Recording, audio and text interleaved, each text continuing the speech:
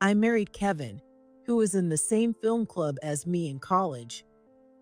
I'd always admired the stylish homes in French movies and had been telling Kevin that one day I'd love to renovate the old house we bought. 3 years later, I was completely shocked when I returned home with my newborn daughter. The house had been expanded into a two-family home. Hey, my mom's going to help take care of the baby while you are at work. Kevin looked delighted. Well, you wanted to remodel anyway, didn't you? This works out perfectly. Wait, who paid for this? Oh, I used your savings. My mother-in-law admitted it without hesitation. The commotion woke up the baby, who started crying in my arms. As I soothed her, I looked at my mother-in-law with a cool voice and said, "I have no savings left, by the way." She looked at me, stunned. What?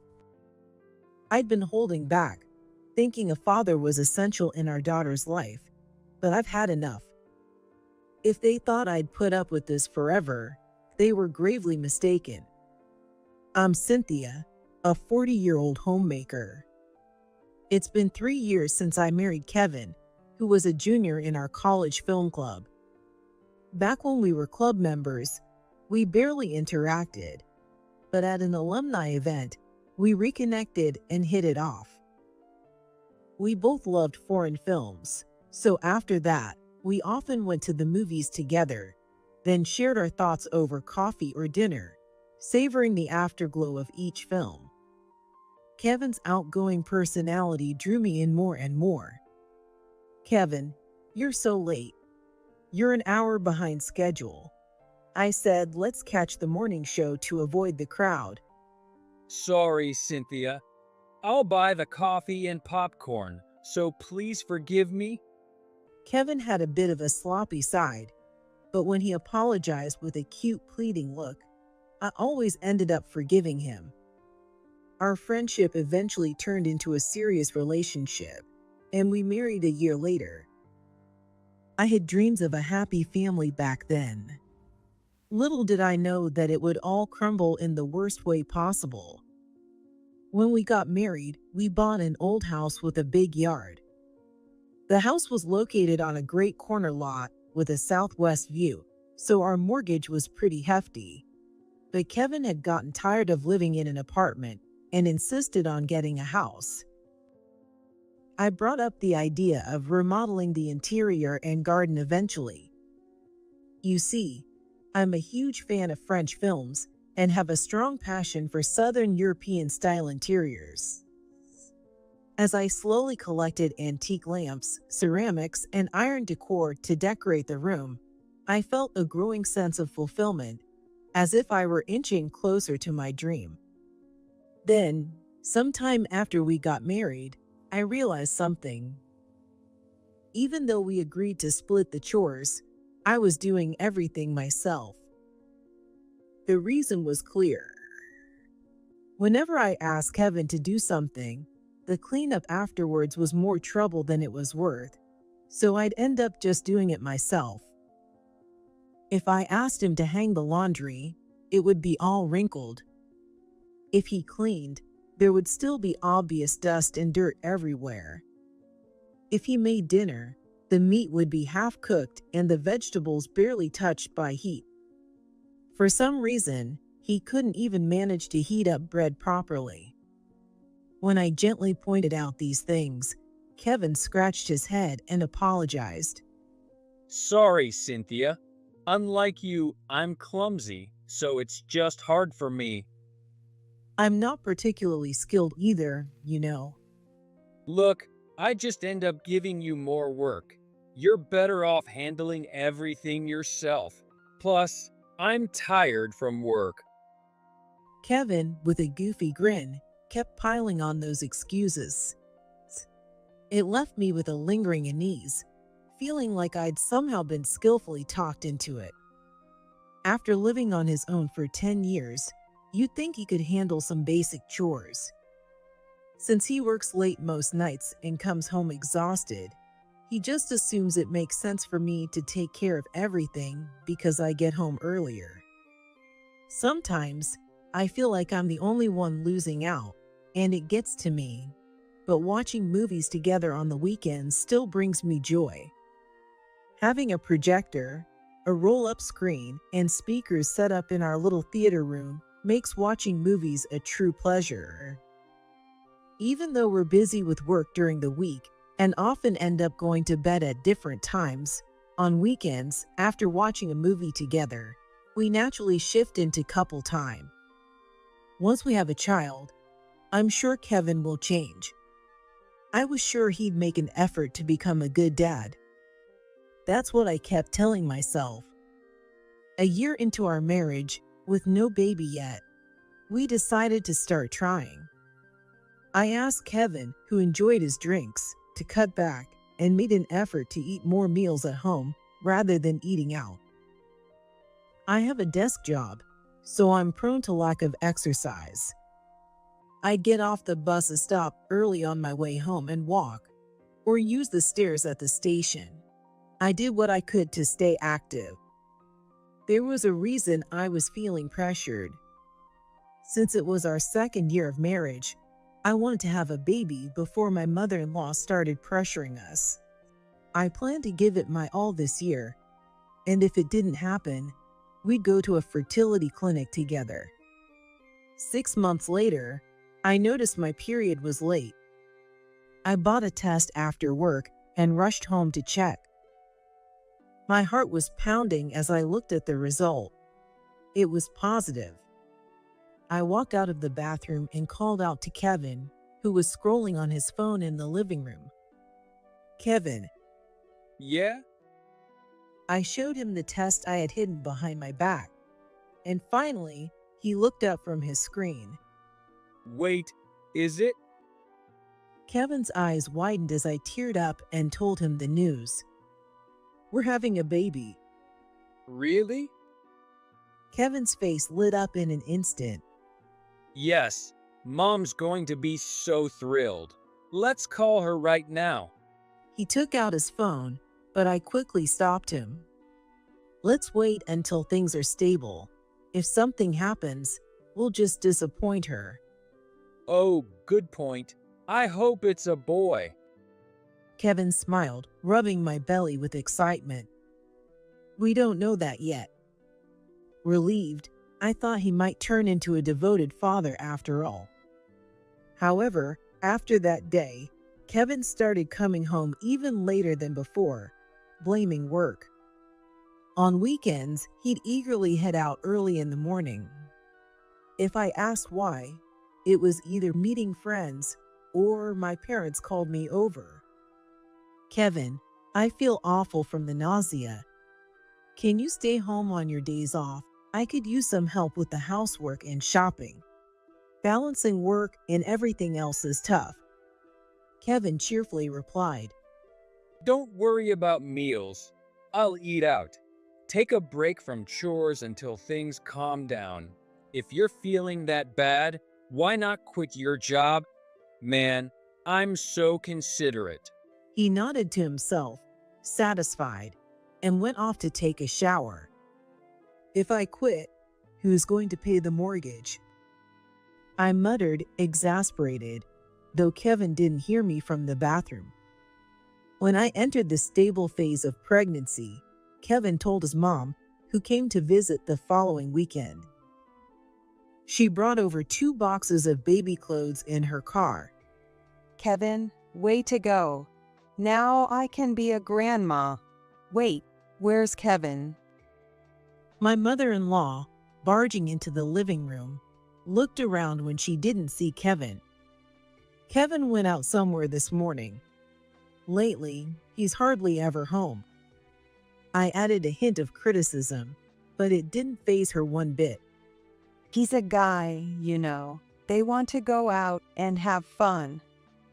"By the way, what's all this?" A gift from me. They're clothes Kevin wore as a baby. Dress the baby in them once they're born. She flipped the box open right in front of me. The smell of mildew filled the air, making me pinch my nose instinctively. Well, isn't this a bit too old? We don't even know the baby's gender. I tried to express my concern politely despite the nausea, but my mother-in-law brushed it off cheerfully. Oh, if it's a girl this time, you can just keep trying until you get a boy. She laughed loudly, scattering the rag-like clothes around the living room before leaving. After that, she continued to come by every weekend without fail, pushing broken toys Kevin used as a child and old parenting books onto me, lecturing on how to raise an heir and ways to serve your child and husband. Then she'd rub my belly, whispering, You're going to be a healthy boy, right? We don't need a girl.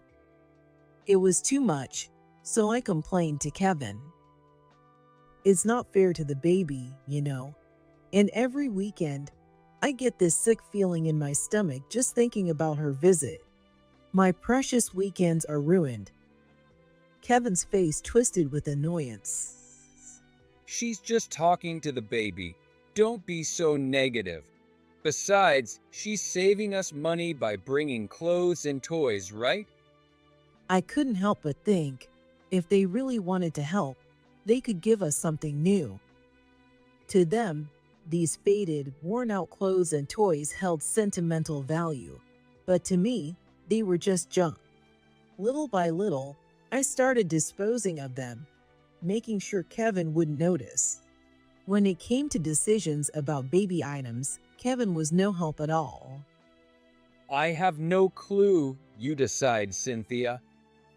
That's what he said, barely glancing at the online shop screen I showed him. His complete lack of interest in our first child was heartbreaking. He probably just needs time to feel like a father. Once the baby's born, he'll change. Patiently, I kept telling myself that.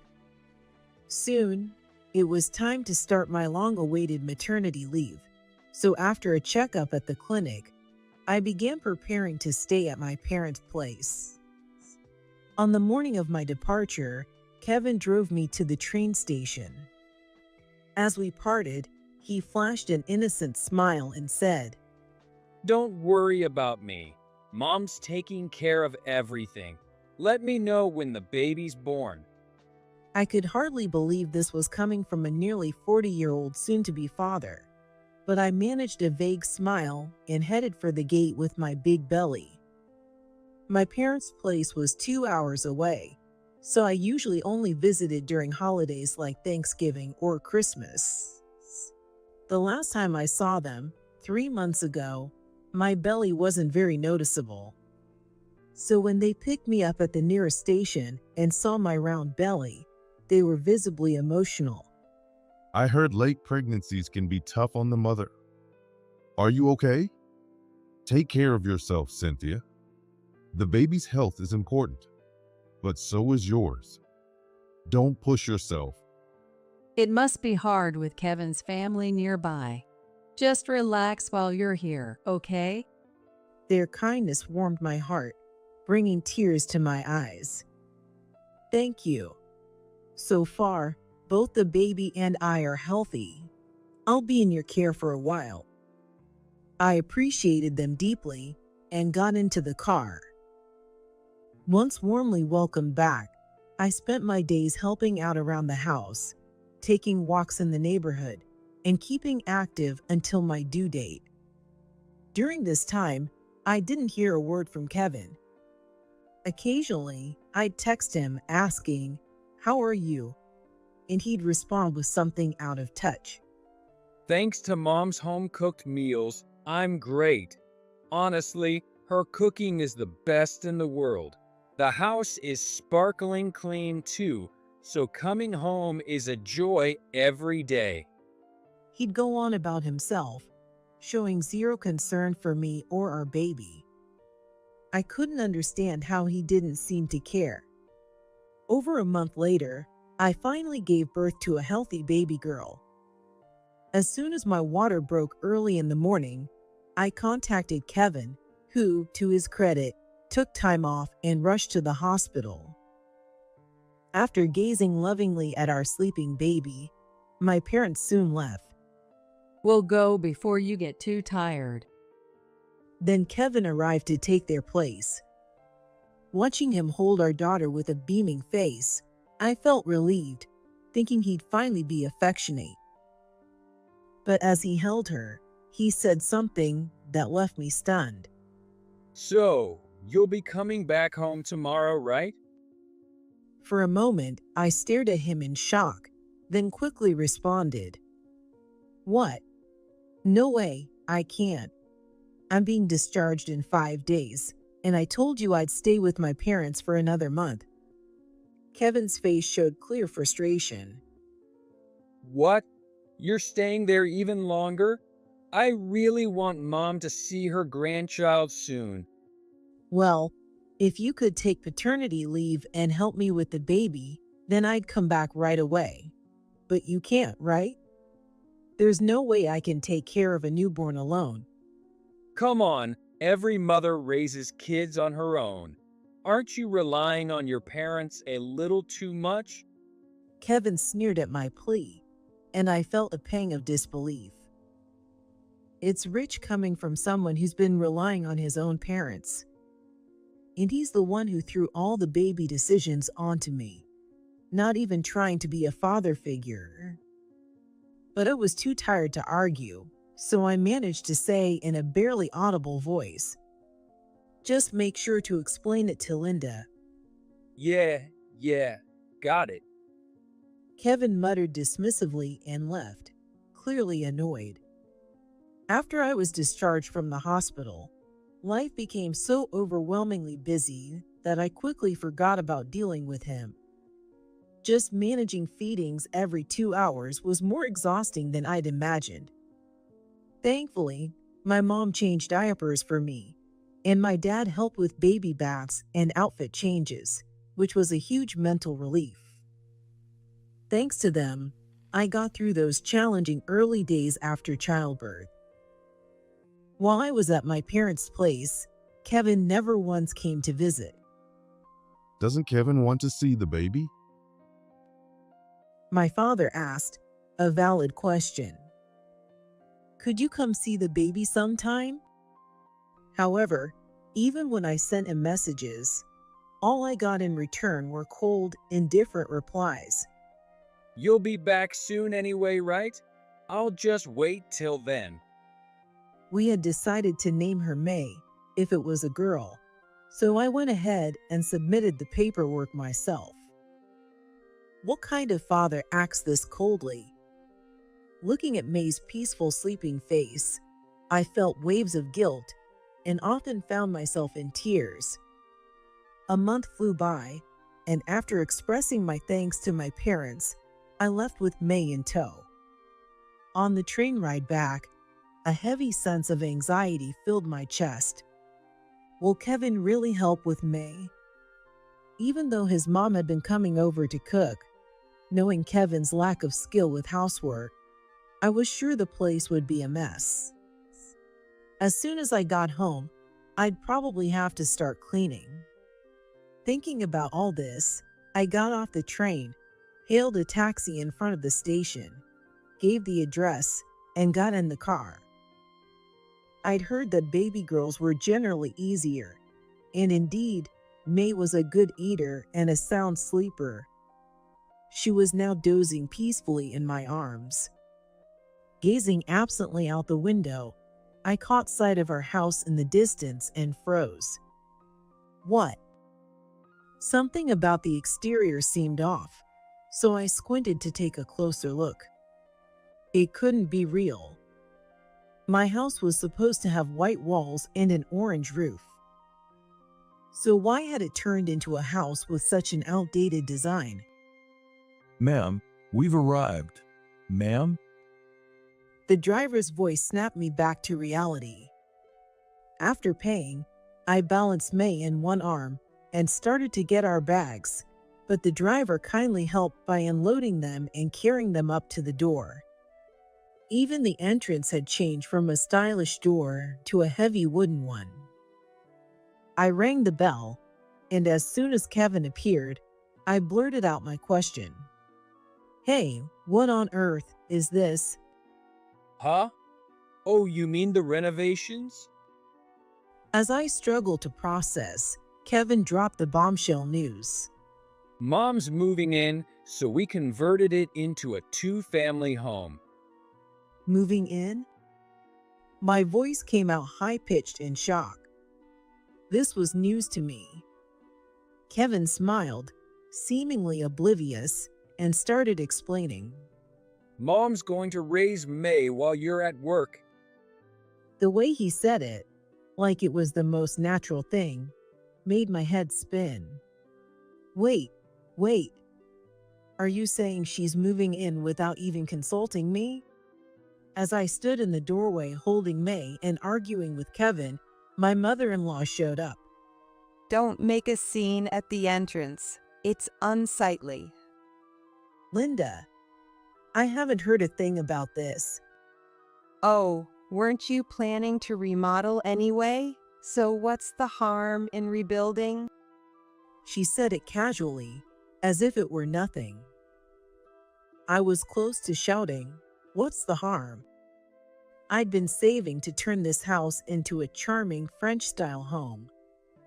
This old-fashioned, two-family style house was completely different from my taste, and that sudden realization hit me hard. Wait, the funds. Oh, I used your savings for it. My mother-in-law admitted it without hesitation. As I stood there speechless, Kevin smiled at me, completely unbothered. We wanted it to be a surprise for you, Cynthia. Kevin's smile, which usually felt comforting, now irritated me to no end. Unable to hold back, I unleashed my anger on both of them. Kevin, why didn't you stop her? You know what my dream was.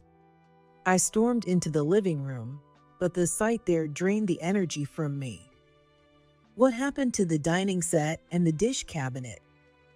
Even the sofa set and display shelf, which I'd bought with my savings, were gone. In their place were cheap furniture, gaudy Buddha statues from trips, wooden masks, and terrible oil paintings by my mother-in-law. I sold all the furniture and dishes, she said, grinning. They weren't to my taste. Antiques sell for quite a bit, you know. I even sold the screen and speakers since they were in the way. Made myself a nice bit of cash. Kevin, far from chastising her, just looked delighted.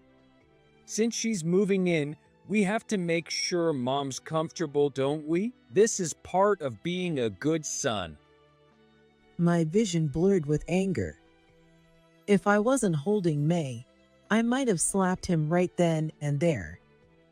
Kevin, noticing my silence, continued obliviously. Come on, Cynthia, thank Mom. She's moving in to help take care of her grandchild. Cynthia? I ignored him and turned to face my mother-in-law. At that moment, May squirmed in my arms. Awakened by the commotion, she clenched her tiny hands and began to cry. As I soothed her, I looked at my mother-in-law and spoke in a cold tone. I have no savings left now, you know. She looked at me, stunned. What? Kevin's face suddenly grew tense, and he quickly looked away. I clenched my jaw. I'd been putting up with everything for May's sake, thinking a father was important in her life, but I was at my breaking point. If they thought I'd keep tolerating this, they were sorely mistaken. Sorry, sweetie. Let's go take a nap in the other room. I whispered an apology to May in my arms, then spoke to my mother-in-law. Could you excuse us for a moment? I need to put May down in the back room. Sure, go ahead. I headed to the room I'd intended to make a nursery. With the sudden quiet, May began to doze off, tired from all the commotion. After rocking her gently for a while, May finally fell asleep, so I laid her in her crib. I set up the baby monitor at the foot of the bed, turning it on so I'd hear her immediately if she woke up crying. When I returned to Kevin and my mother-in-law, they were seated comfortably at the dining table. They had made tea only for themselves and were sipping it leisurely. I sat across from Kevin, who looked uncomfortable, and directed my question to my mother-in-law. "You got my account number from Kevin and withdrew the money, didn't you?" Yes, I did. She replied, nodding with a puzzled expression. Kevin took the liberty of using up the money I had saved. So now I have zero savings. Isn't that right? I looked to Kevin for confirmation, but he kept his eyes down and said nothing. So I explained in his place. He used my money after he ran out of his own, which he'd spent on his mistress. That still wasn't enough, so he took out loans from all over. The money you spent was from those loans. What? Her face went pale instantly. She turned to Kevin, gripping his shoulder and demanding answers. Kevin, I thought it was Cynthia's savings, so I went all out. What are we supposed to do now? Well, I didn't think you'd spend all of it. And when did you even get a mistress? Kevin looked like he was about to burst into tears. Seeing that Kevin was too shaken to respond, I answered with a biting tone. "Let's see, she's about 9 months along now, right? The ultrasound shows it might be a boy. Isn't that nice?" Kevin's eyes widened in shock. How? How do you know that? Before going back to my parents, I met with some friends from college. One of them mentioned that Mary Brown, a junior from our film club, has been bragging to everyone that she's pregnant with your child, Kevin. Oh no, this can't be happening. He covered his mouth, looking utterly defeated. "Honestly, I've suspected you of cheating for over 6 months. One time, while you were napping on the couch, I saw a message from Mary pop up on your phone. I showed Kevin the image I'd taken on my phone, and he let out a small groan, covering his face. My mother-in-law leaned over, peered at the screen, and began reading the message aloud. Let's see. Kevin, once the baby's born, you'll divorce your wife, right? I can't wait for us to live together. She shot Kevin a mildly irritated look. So, you're already planning to remarry? And you didn't tell me? Sorry. Let's see, what's next? Let's pick a cool, manly name together. I'm sure he'll be handsome, just like you, Kevin. So it really is a grandson. Seeing Kevin's mother smile, looking quite pleased, made my blood boil. Well, I'm a little disappointed. I was planning to take care of my grandchild seriously. Oh, I see. If I did, he'd grow up loving grandma more than his mom, right? I'd fill his head with complaints about Cynthia until he'd say, I don't need mom, and chase her out. Well, now my plans are all messed up. Ignoring my horrified silence, she continued talking freely. I don't care how it happens, as long as this wife disappears. And if Kevin's mistress's child is a boy, then we'll finally have an heir. I can't wait to see this insufferable wife out of here. She glared at me with a challenging look, and I stared back, unwilling to be intimidated. I hadn't expected such a twisted plan. But with her, I could see she'd do it without hesitation. Judging by his expression, Kevin seemed unaware of her intentions. Still, I knew that if he found out, he'd likely side with my mother-in-law over May and me. What's with that look? This is all your fault. Kevin shouted, childishly defensive when he saw me staring at him. You act like you're better than me, always putting on airs. You tried to make me do chores when they're obviously a woman's job. So, I asked Mom for advice, and she told me to just act like I couldn't do them. Mom really is a genius. I was speechless. To think he'd been pretending to be bad at housework on my mother-in-law's advice. So, did you cheat just to feel superior? What? No way. I've always liked Mary. I wanted to be with her, but she married someone else, so I settled for you. Then I found out from our old club friends that she got divorced, so I went to see her. Kevin, looking excited, continued his rant. Her ex-husband dumped her after a fight, poor thing. This time, I'm going to make her happy. And you're fine with me struggling on my own with a baby? In a harsh tone, I pointed it out, and Kevin straightened his back, speaking with absolute confidence. You're tough. You can live on your own. But Mary's delicate and fragile, unlike you. I have to take care of her. I took a deep breath and closed my eyes. Kevin seemed completely lost in his own delusions. It scared me to think he might genuinely believe that cheating was somehow justified. Oh, if Kevin's so in love, maybe I wouldn't mind if she moves in with us. My mother-in-law mused with interest. So both of you are set on getting rid of me, I see. Fine, I'll leave today. Kevin and my mother-in-law's faces lit up. Really? Yes. So Kevin, you're responsible for the $1,500 monthly mortgage payment. Huh? Kevin's eyes widened, showing clear confusion. Isn't it $500 for the house? So he really didn't understand. Smiling scornfully, I reminded him. Did you forget? I told you that since I make more money, I'd cover $1,000 while you only needed to pay $500. And remember, we put the mortgage in my name to pass the credit check. What? Wait, really? Check the deed if you'd like. I'll switch it to your name, so make sure you pay it in full. Kevin, looking panicked, turned to my mother-in-law. What should I do, Mom? I can't pay that much. Excuse me, you said you made $100,000 a year. That was a lie. I actually make $20,000. I was just pretending to work overtime while seeing Mary.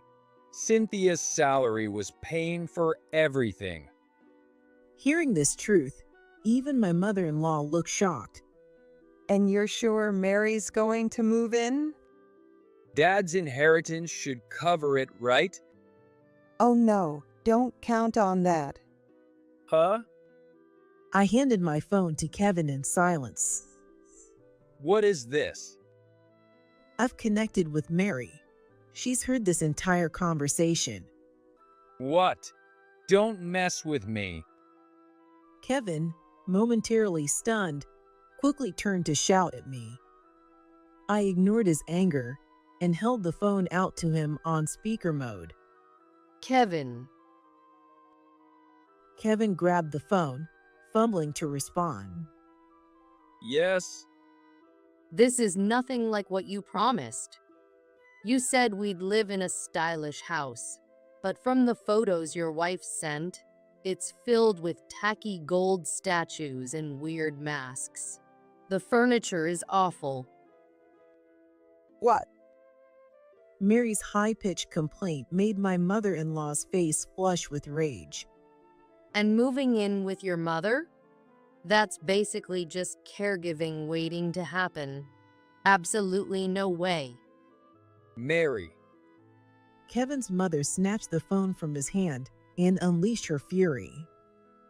I have no use for a vulgar woman like you. Don't you dare come near my son again. Fine, I won't.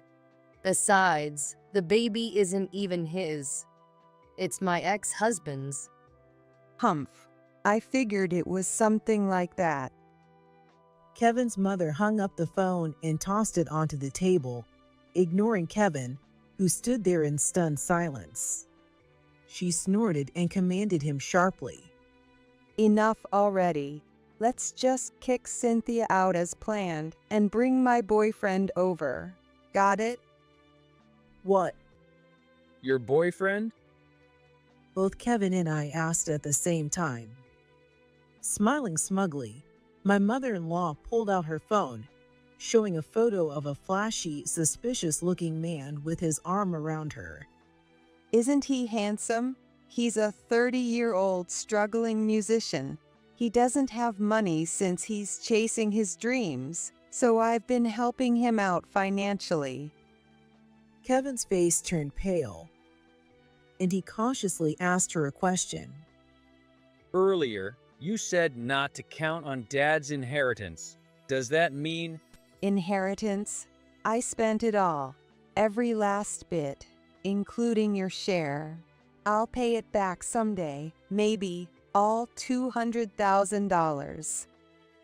Kevin's eyes widened as my mother-in-law casually admitted it without a hint of shame. He trembled with anger, a vein pulsing on his forehead. Are you kidding me? What kind of mother spends her son's money like that? Oh, I had to. My boyfriend wants to look cool for me, so I bought him a $5,000 designer suit and a $20,000 imported car. It was gone in no time. Unbothered by her son's anger, she carried on nonchalantly. And my old house was getting run down, so I thought I'd move in here with him, rent-free. I planned to win over the grandchild, kick Cynthia out, and raise the little one here with him, playing mom and dad. Kevin, you have zero sense of responsibility as a father, don't you? Bringing a lover here is going too far, even for you, Mom. Oh, please. You were planning to bring your mistress here too. Well, that's different. This is my house. My mother-in-law was dreamy-eyed as she spoke, while Kevin was red with fury. Watching the two, I gave a slight smile. All right then, it's settled. I'll leave you both to it. I placed the completed divorce papers in the middle of the table and stood up. I'll be moving out, so I'm leaving the $1,500 monthly mortgage to the two of you. And let's not forget alimony, monthly child support, the $20,000 in my savings that went toward renovations, plus $10,000 for the furniture and dishes you sold. Looks like you've got a lot of payments ahead. What? That much? Impossible. As Kevin listened, his face went rigid, and he leapt up from his chair, clinging to my arm. Wait, it was Mom who did the renovations, not me. I had nothing to do with it. My mother-in-law instantly cut in, not missing a beat. Oh, stop pretending.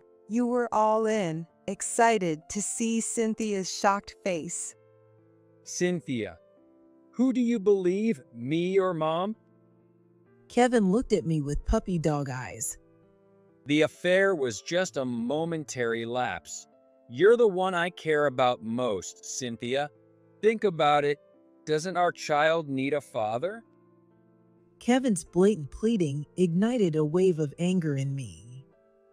Yes, family is best after all. I'll take care of little May if she gets sick. So just go back to work and relax. What I said earlier was just a joke. Don't take it seriously. Kevin's mother plastered on a smile, rubbing her hands together as she sidled up to me. If you really don't like it, I can refrain from inviting my boyfriend over. Just let me stay here. I sold my house, so I've got nowhere to go. Living on just my pension is so hard. Please, Let's just put all of this behind us and live together peacefully, okay? Their selfish pleas made something snap inside me. Enough already. I slammed my fist on the table, making them both jump in fear. Letting out everything I'd been holding back, I told them exactly how I felt. This child doesn't need such a pathetic grandmother or father. I'm not changing my mind. You'll pay me back every cent of alimony, child support, and the money you spent without my consent. Overwhelmed, they both sank to their knees. I couldn't bear to breathe the same air as these two anymore. Being around them would only harm May.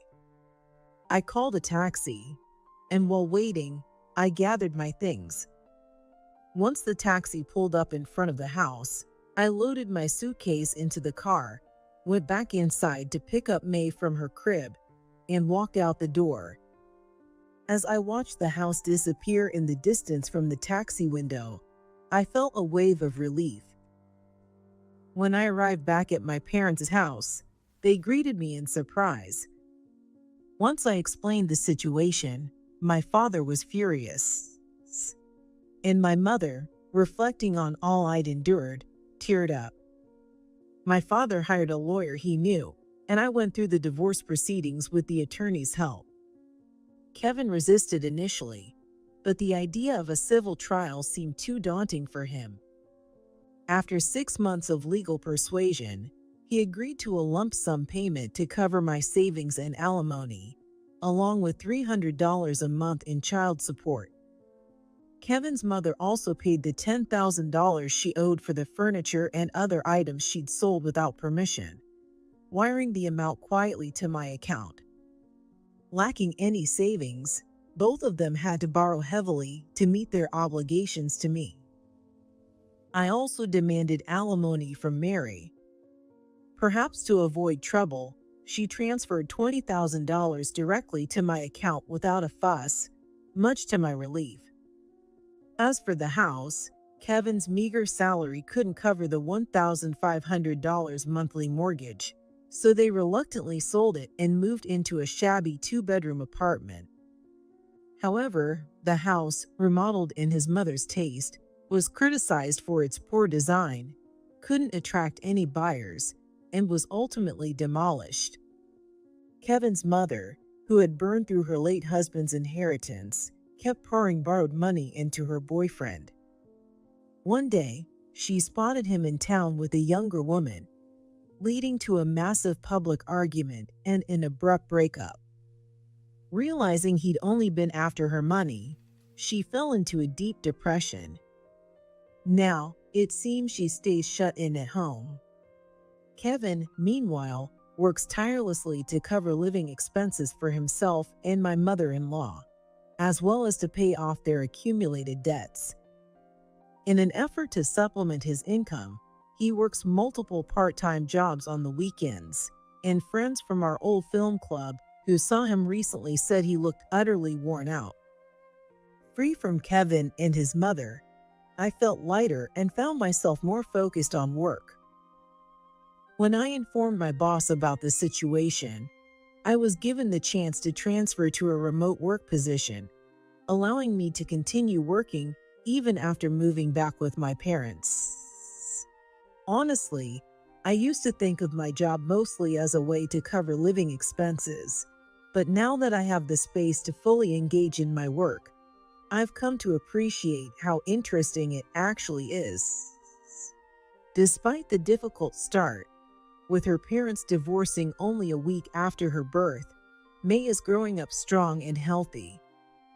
Since I was able to enroll her in a nearby daycare, I take her there on weekdays, and my parents help care for her when she's under the weather. They absolutely adore her.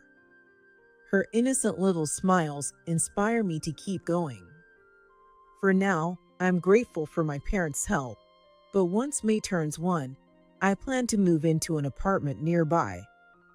I have no intention of ever seeing Kevin's mother again, but since Kevin is her father, there will come a day when he and May will meet. For those times, I just hope Kevin can at least act like a father. May, thank you for making me a mother. I will protect you with all my strength. With love in my heart, I silently promised this to my dear daughter as I held her close.